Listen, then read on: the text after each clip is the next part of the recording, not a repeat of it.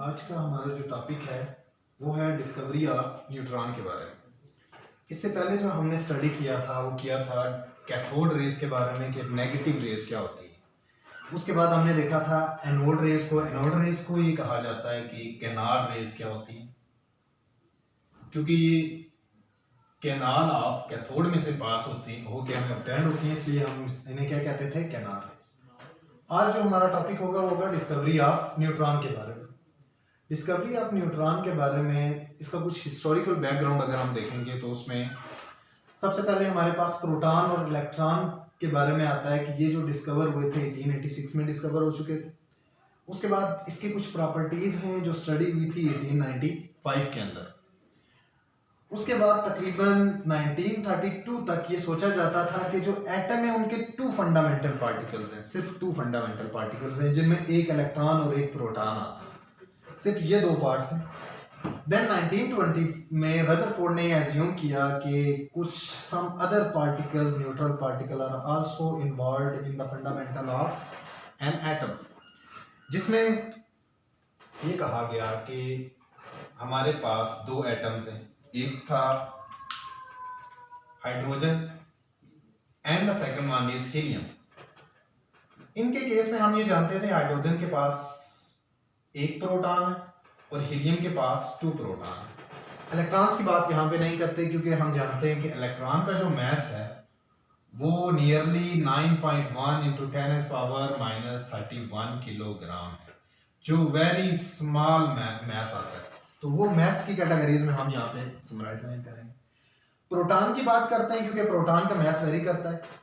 तो अगर हम देखना चाहें इनके मैसेज में तो प्रोटॉन की बेस पे हम ये कहते हैं कि हाइड्रोजन के 2 एटम अगर हम कंपेयर करें किसके इक्वल होने चाहिए, हीलियम के 1 एटम या हीलियम का 1 मॉलिक्यूल के इक्वल होने चाहिए, जबकि इस तरह नहीं था।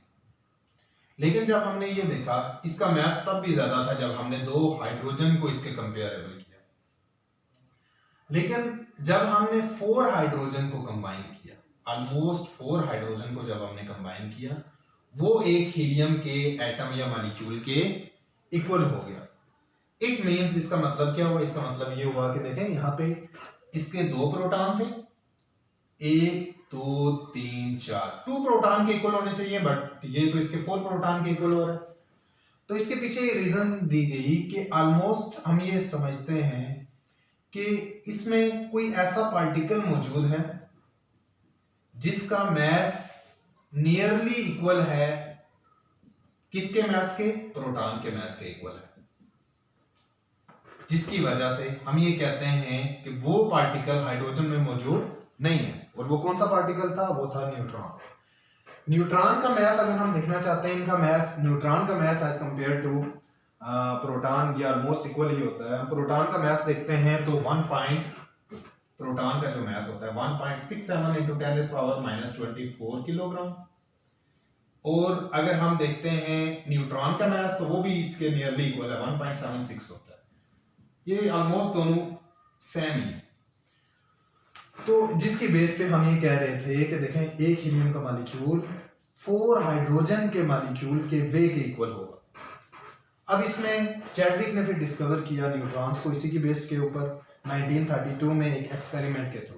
इसके अलावा भी बहुत सारे एक्सपेरिमेंट को परफॉर्म किया गया, जिसमें चैडविक का सबसे सूटेबल एक्सपेरिमेंट था जिसमें उसने एक पोलोनियम रेडियो एक्टिव एलिमेंट को लिया।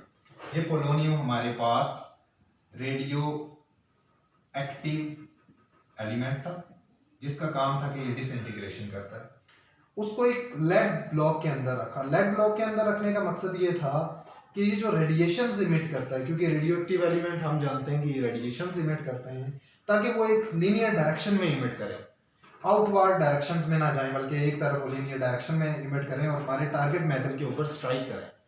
टारगेट मेटल हमने जो रखी वो बेरिलियम को रखा, जिसपे न्यूक्लियर फिजन रिएक्शन होने के बाद इसमें से कुछ रेडिएशंस इमिट हुई जो चार्ट डिटेक्शन शो कर रहा था कि ये रेडिएशंस न्यूट्रल है, जिनको हमने न्यूट्रॉन्स का नाम दिया, जिनको हमने बाद में किसका नाम दिया, न्यूट्रॉन्स का नाम दिया।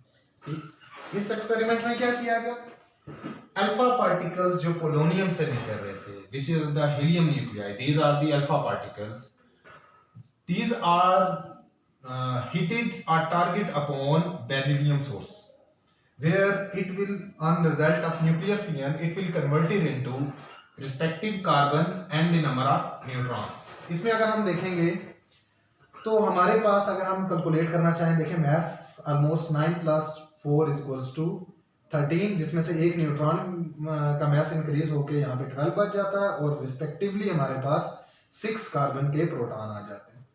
ये हमारे पास कुछ इसकी समरी थी, जिसके तहत हम ये जानते हैं कि न्यूट्रॉन की जो डिस्कवरी है वो चैडविक को अवार्ड किया गया। इसके अलावा भी बहुत सारी डिस्कवरीज थी, लेकिन आपके सिलेबस के अंदर सिर्फ चैडविक के बारे में डिस्कस किया गया है। Thank you.